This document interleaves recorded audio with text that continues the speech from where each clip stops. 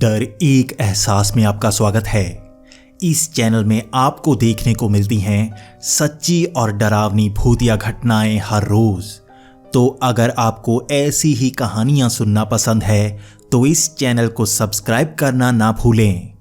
तो अब बढ़ते हैं हमारी आज की कहानी की ओर। मेरा नाम ध्यांश है और मैं नेपाल का रहने वाला हूं। कई साल पहले मैं एक फैक्ट्री में काम किया करता था। वहां पर मैं सबसे पुराना काम करने वाला था, इसलिए मेरी तरक्की होती जा रही थी। फैक्ट्री के मालिक को मेरा काम धीरे धीरे बहुत ही अच्छा लगने लगा था, इसलिए मुझे आस थी कि मुझे इस फैक्ट्री का मैनेजर बनाया जाएगा।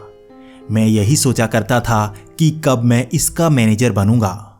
उस फैक्ट्री का एक मैनेजर था जिसे भारत में कहीं भेजा जाना था, लेकिन वो काफी समय से वहीं था। वो भी वहां से जाना चाहता था और मैं भी चाहता था कि वो वहां से जल्दी चला जाए, क्योंकि उसके जाने के बाद मुझे मैनेजर बनाया जाना था। लेकिन उस फैक्ट्री के मालिक ने मुझे एक अलग ही ऑफर दे दिया।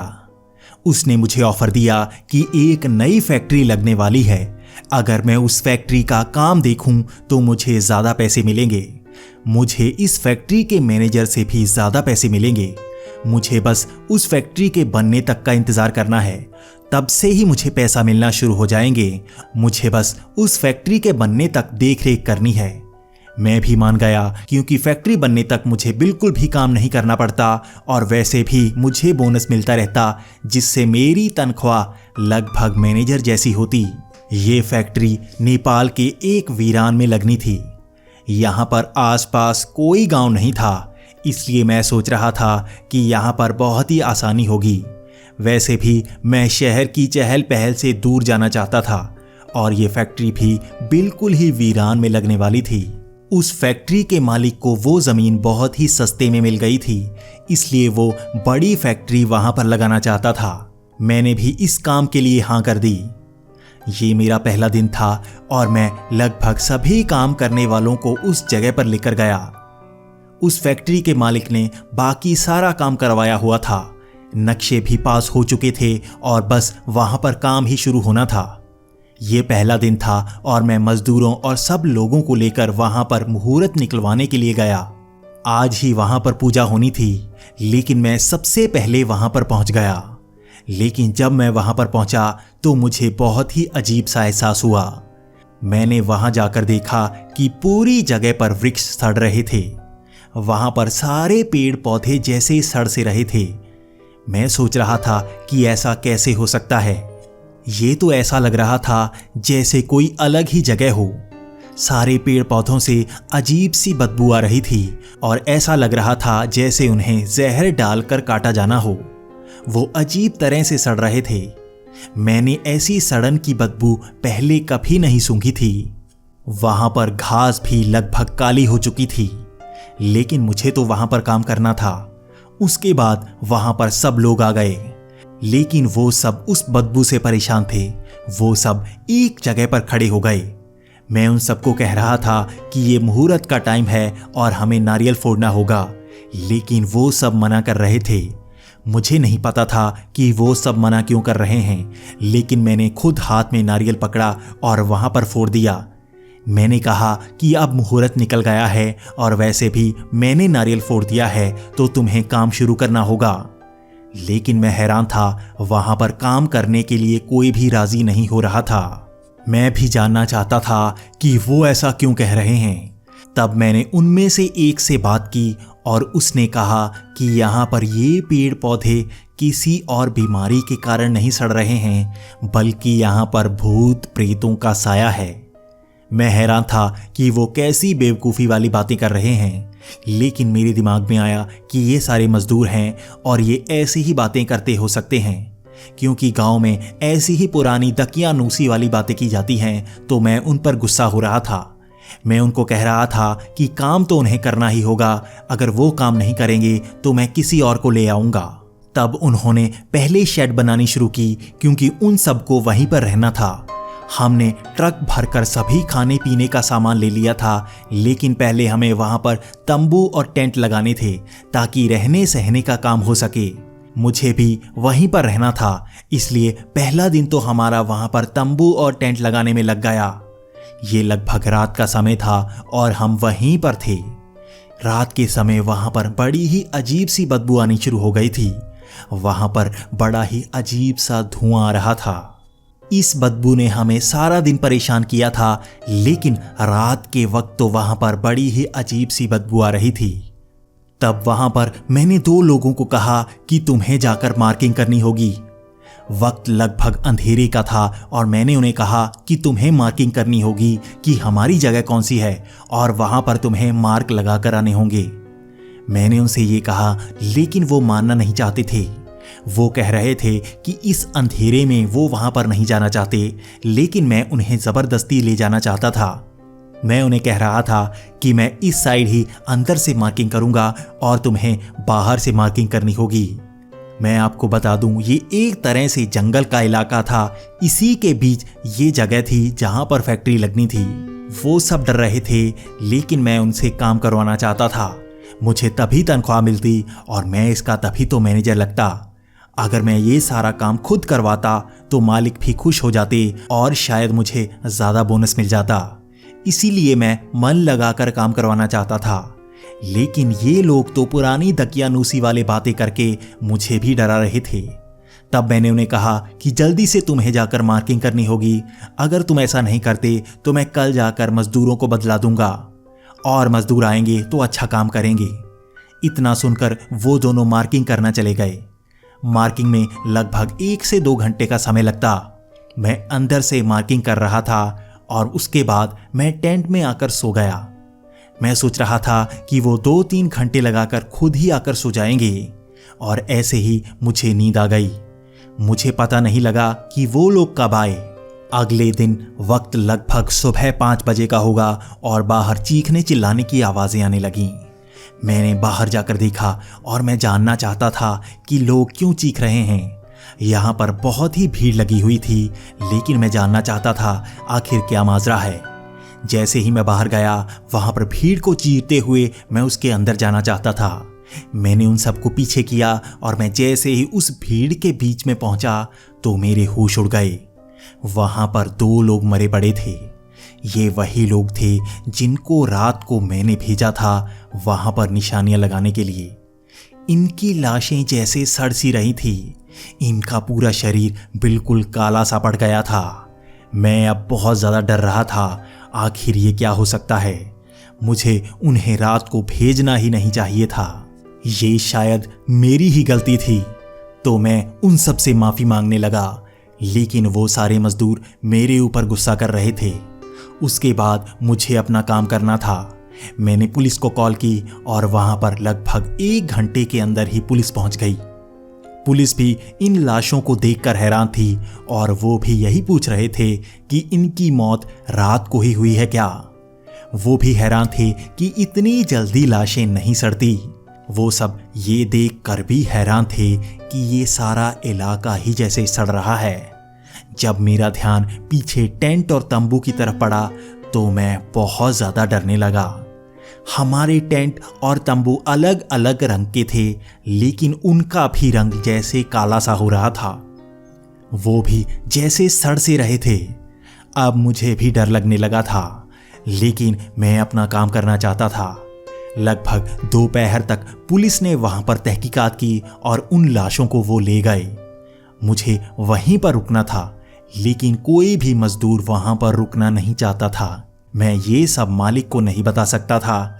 वो तो इसे दकियानूसी बातें समझते हैं। तो मुझे वहां पर रुकना पड़ा। लगभग सब मजदूर वहां से जा चुके थे और वहां पर मेरे सिवा कोई नहीं था। मेरे पास अब सिर्फ एक ही गन थी और मैं भी वो रात गुजारना चाहता था। मैं जानना चाहता था कि उन लोगों के साथ रात को क्या हुआ है। वैसे भी अगले दिन मुझे शहर जाना ही था, तो इस दिन मुझे यहीं पर रुकना पड़ा। वो रात बहुत ही अजीब सी थी। मेरे तंबू के अंदर से भी बदबू आना शुरू हो गई थी। यहाँ पर जैसे मिट्टी ही सड़ रही थी। मैं सोच रहा था कि आखिर ये क्या हो रहा है। इतनी बदबू मैंने जिंदगी में कभी नहीं देखी। ये बड़ी ही अजीब सी सड़न थी। उस रात मैं लगभग तंबू के पास ही रहना चाहता था। मैं ज़्यादा दूर नहीं जाना चाहता था क्योंकि कल ही यहाँ पर 2 लोगों की मौत हो चुकी है, इसलिए मेरे अंदर बहुत ज़्यादा डर था। मैं भी जानना चाहता था कि उन्हें किस जानवर ने मारा होगा जो वो इस तरह से मरे पड़े थे। मुझे रात को इस ज़मीन की रखवाली भी करनी थी, इसलिए मैं टॉर्च से इधर उधर देखता जा रहा था। मुझे अब थोड़ा आगे जाकर देखना था क्योंकि वहां पर झाड़ियों से थोड़ी सी आवाज़ आ रही थी। ये बड़ी ही बदबू वाली जगह थी, इसलिए मैं यहाँ पर नहीं जाना चाहता था। यहाँ पर सबसे ज़्यादा बदबू इसी जगह से आती थी। मैं जैसे ही उसके पास गया तो मुझे वहाँ पर कुछ लोग महसूस हुए। मुझे लगा जैसे वहाँ पर 1-2 लोग हों। मैं अब डरने लगा था। मुझे लगा यहाँ पर चोर लुटेरे भी हो सकते हैं और वो लोग भी हो सकते हैं जो यहाँ पर स्मगलिंग करते हों। लोग यहाँ से नशे की तस्करी करते हो सकते हैं, इसलिए मैं अंदर से डर रहा था। मैं अब धीरे धीरे आगे की तरफ बढ़ रहा था। मैं जानना चाहता था कि वहाँ पर कौन है। मैं जैसे ही झाड़ियों के पास गया, मैंने अपने कदमों की आहट को धीमा कर दिया।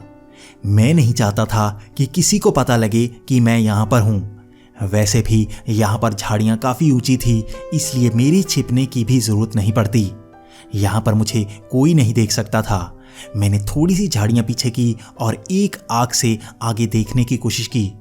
मैं देखना चाहता था वहाँ पर कौन है, लेकिन मेरी नज़र बिल्कुल सामने पड़ी तो मेरे होश उड़ गए। वहाँ पर 2-3 लोग थे जो बिल्कुल काले शरीर के थे। मुझे नहीं पता कि वो क्या थे। मुझे भूत प्रेतों पर यकीन नहीं है, लेकिन मैं इतना जानता था कि ये भूत प्रेत नहीं हो सकते। भूत प्रेत के किस्सों में हर बार भूत प्रेत ऐसे ही होते हैं जिनके आर पार देखा जा सकता है। उनके कपड़े लगभग हर बार सफ़ेद ही होते हैं, लेकिन ये तो इंसान थे, और ये कैसे इंसान थे कि इनके शरीर पर एक भी कपड़ा नहीं था, लेकिन उनका पूरा शरीर ही काला हो गया था। उनके काले शरीर से जैसे चमक सी आ रही थी और वो बड़ी ही गंदी बदबू फैला रहे थे। वो तो ऐसे थे जैसे कोई मरी हुई लाश सड़ रही हो। वो इस तरह से बदबू मार रहे थे। मेरी हिम्मत तक ना हुई आगे बढ़ने की, क्योंकि वो 3 लोग थे। पहले तो मुझे उनकी पीठ ही नजर आ रही थी, लेकिन जैसे ही वो थोड़ा सा घूमे, मुझे उनके चेहरे नजर आए। उनके चेहरे बड़े ही भयंकर थे। उनकी बिल्कुल लाल आंखें थी और उनकी नाक नहीं थी। मैं हैरान था, ऐसे चेहरे मैंने जिंदगी में कभी नहीं देखे। उनके पैर बहुत ही बड़े थे, लगभग 1.5 से 2 फीट लंबे। किसी इंसान के पैर इतने लंबे नहीं होते और उनकी हड्डियां भी काफी लंबी थी। मैं डर रहा था, आखिर ये क्या हो सकते हैं।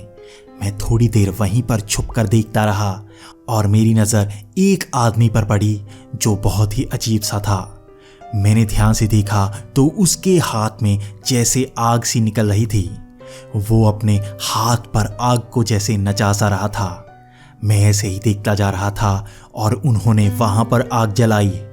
वो आग जलाकर उसके आसपास घूम रहे थे। मैं समझ नहीं पा रहा था आखिर वो क्या कर रहे हैं, लेकिन मैं इतना तो समझ गया था कि वो किसी तरह का तंत्र मंत्र कर रहे हैं। मैंने अब आगे जाना समझदारी नहीं समझी, तो मैंने धीरे धीरे पैर पीछे खींचे और मैं अपने तंबू की तरफ आने लगा। मैं धीरे धीरे पीछे आना चाहता था, क्योंकि मुझे याद था कल 2 लोगों के साथ क्या हुआ है। मैं अपना वैसा हश्र नहीं करवाना चाहता था, तो मैं धीरे धीरे तंबू के अंदर आ गया। मैं जैसे ही तंबू के अंदर आया, मुझे बाहर से आवाज़ें आने लगी। मैं डर के मारे एक तरफ बैठा हुआ था। मैं नहीं जानता था कि अब मेरे साथ क्या होगा, लेकिन मुझे पता था कि उन लोगों को मेरी भनक नहीं लगी है। मैंने इतने धीरे धीरे कदम पीछे खींचे थे कि वो लोग नहीं जान सकते थे कि मैं कहाँ हूँ। मैं तंबू के अंदर ही चुप कर कर बैठा रहा और वो आवाज़ें पास के तंबू और टेंट से आ रही थी। मुझे लग रहा था जैसे कोई आसपास घूम रहा हो। वो आसपास घूम रहे थे। मैं वहीं पर टेंट के अंदर सामान के नीचे छिपा पड़ा था। मुझे ऐसा महसूस हुआ जैसे कोई मेरी टेंट के अंदर भी आया हो, लेकिन मैंने चूं की आवाज तक ना निकाली। मैं चुप करके वहीं पर छिपकर बैठा रहा। मैंने लगभग पूरी रात वहीं पर छिपकर गुजारी। सुबह होते ही मैं वहां से निकल गया। मैं ऐसा काम नहीं करना चाहता था जिससे मेरी जान को खतरा हो। मैं वहां से निकला और सीधा फैक्ट्री पहुंचा। मैंने ये पूरी कहानी मालिक को बताई, लेकिन वो मानने को तैयार ही नहीं थे। मैंने उनसे कहा कि कोई मजदूर वहां पर काम नहीं करना चाहता, लेकिन वो मान ही नहीं रहे थे। तो मैंने उस काम से भी रिजाइन दे दिया। मैं ऐसा काम नहीं करना चाहता था जिससे मेरी जान को खतरा हो, और वैसे भी उन लोगों की आंखों को देखकर मेरे अंदर की हिम्मत टूट गई थी। क्या वो कोई भूत प्रेत थे या कोई शैतान? आखिर वो क्या थे? इस बात को लगभग 8 साल हो चुके हैं और अब तक उस फैक्ट्री को खोला नहीं जा पाया है। आज भी वहां से अजीब अजीब खबरें आती रहती हैं। लगभग 1 साल तक वहां पर अलग अलग मजदूरों और इंजीनियरों को भेजा जाता रहा, लेकिन वहां पर कोई काम नहीं कर पाया। चाहे वो आस्तिक हो या नास्तिक, वहां पर कोई काम नहीं कर पाया। मैं नहीं जानता कि वहां पर कैसी शैतानी शक्ति है, लेकिन आज तक वहां पर फैक्ट्री को नहीं बनाया जा पाया है और वहां पर कई लोगों की मौत हो चुकी है। मुझे उनके चेहरे याद हैं, लेकिन मुझे ये नहीं पता कि उनको क्या कहते हैं। वो लंबे लंबे पैर, वो बड़े शरीर, बिना कपड़ों के शरीर, उनके सर पर एक भी बाल नहीं था। उनके कान बड़े बड़े और लंबे थे। उनके चेहरे पर नाक नहीं थी और उनके बड़े बड़े दांत थे। मुझे नहीं पता वो क्या थे और मैं जानना भी नहीं चाहता। मैं तो बस यही कामना करता हूं कि जिंदगी में मुझे दोबारा उनका सामना ना करना पड़े। दोस्तों, मैं भी बयान नहीं कर सकता कि आखिर उन्हें वहां पर नजर क्या आया। अगर आप जानते हैं कि वो क्या था तो प्लीज़ कमेंट में ज़रूर बताएं। मैं भी जानना चाहूँगा कि आखिर उनका सामना किससे हुआ था। अगर आपको ऐसी ही वीडियोस देखना पसंद है तो हमारा ये चैनल सब्सक्राइब ज़रूर कर लें। हम हर रोज़ आपके लिए ऐसी ही वीडियोस लेकर आते हैं। अगर आपको किसी खास टॉपिक पर वीडियोस देखना पसंद है तो उसे भी कमेंट में ज़रूर बताएं। तो मिलते हैं अगली वीडियो में। तब तक के लिए धन्यवाद और डरते रहें, क्योंकि डरना ज़रूरी है।